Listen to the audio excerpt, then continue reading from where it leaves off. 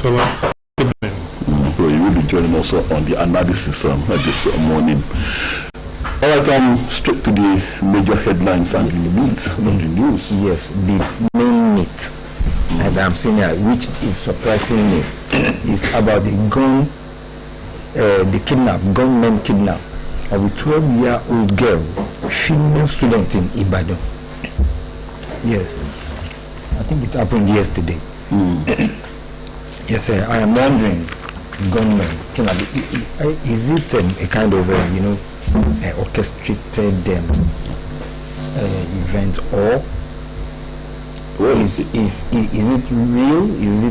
Is it really real that this gunman came kidnapping this 12-year-old girl? I think it's confirmed. And then, if you were the parents of a 12-year-old girl who, God forbid, that got kidnapped, you would be willing to do anything to secure her release.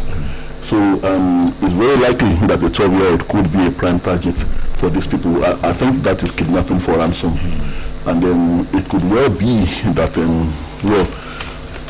investigations, I think, should narrow down on people that are close to that family, domestic staff, office staff, and then whatever. So I think, I do not know, but I think that could be the motive, kidnapping for ransom. And of course, a 12-year-old female could be a prime target.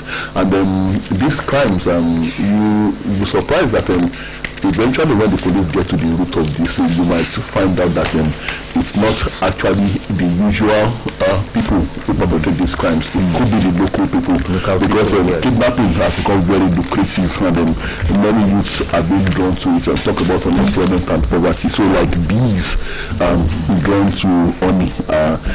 Kidnapping has become a very lucrative business. It has become a business. And then over armed robbery now. Armed robbery is no more lucrative.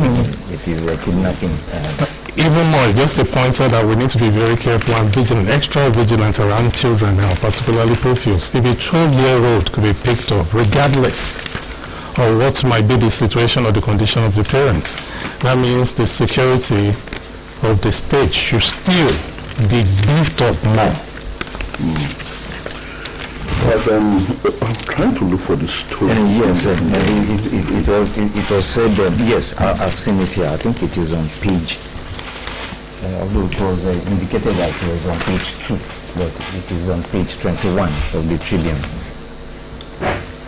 Now, gunmen have kidnapped a 12-year-old female student of a private secondary school at Challenge area in Ibadan, and the victim, according to the Tribune, gathered was abducted very close to the school gate at 7:20 a.m. on Wednesday. The gunmen were yet to make contact or demand any ransom from the victim's parents as at press time.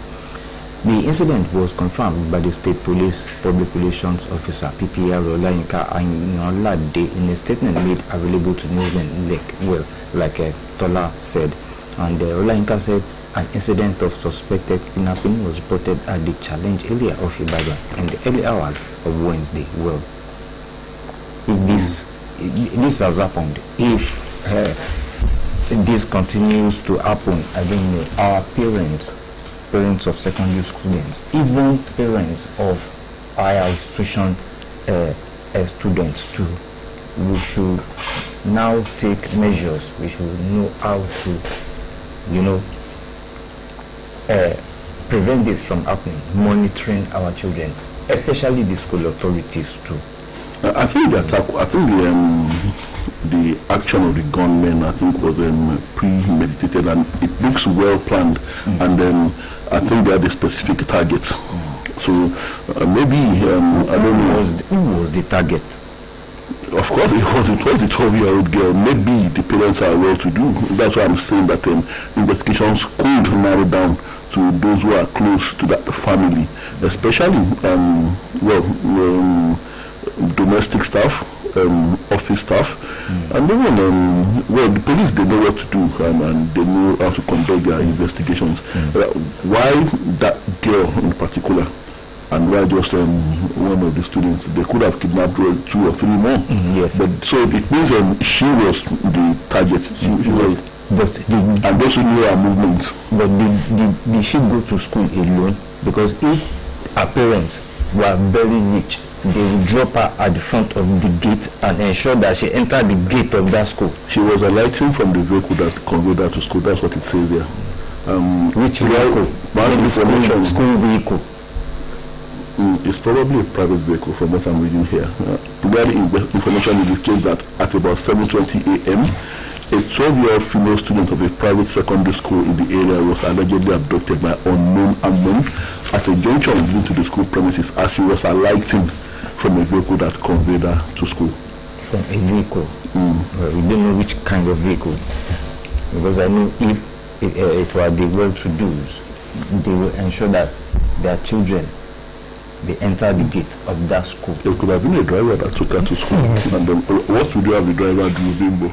They will kill him if he tries to make any resistance. No. Well, unless it's part background, or maybe it's all part. Oh, God forgive me. I don't want to make any allegations here. I don't want to make any unfounded allegations. Yeah, really, the incident, we cannot really say for sure how it happened. But definitely, there is use of force, and there was absolutely, look at gunmen. Meaning gun bragging and possibly certain shootouts, even even. It happened here in Ibadan, and that's quite worrisome. Well, on politics, Atiku has been talking again. He's talking about his visit to the hilltop to see the old general in Mina, Niger State General Ibrahim Babangida. Yes. And he's not Niger State General Ibrahim Babangida. Yes. And he's not happy right now with Mr. Oluyole Fayose, ex-Ekiti State Governor. He says here, Mina visit, Atiku false Fayose dismisses his claim as bare pallet tales of infamy. I like that Tudenchi Bimbo. Former Vice President Atiku Abubakar said on Thursday that the former governor of Ekiti State, Peter Oluyole Fayose, lied to Nigerians about his Atiku's meeting with Governor for Oyo State, Seyi Makinde, at the Mina Niger State residence of former military President Ibrahim Babangida on Tuesday. Now, Atiku, in a statement by a senior special assistant on public communication, Frank Shaibu, said that Fayose's statement on the Mina meeting was a deliberate fabrication meant to hoodwink Nigerians. He also declared that the statement amounted to bare pallet tales stitched together by the former governor. Now, I'm trying to see exactly what Atiku is reacting to here. Okay. It says our attention has been drawn to a reckless and malicious fabrication titled Between Atiku and Makinde, untold story of what happened in Mina yesterday. Shaibu, which adding that the entire publication was a shameless concoction. The statement read, let it be stated clearly, the entire publication is a shameless concoction, a tissue of lies stitched together by a serial purveyor of political gossip whose relevance survives only on controversy, distortion, and cheap propaganda. As no time the former Vice President Atiku Abubakar engaged in the imaginary horse trading described in that laughable script, there were no negotiations over vice presidential tickets, there were no discussions about 10 billion contributions, there were no zoning manipulations, there were no delegate delivery guarantees, and there is certainly no clandestine Dubai meeting on any such agenda. So, what the student has stated here,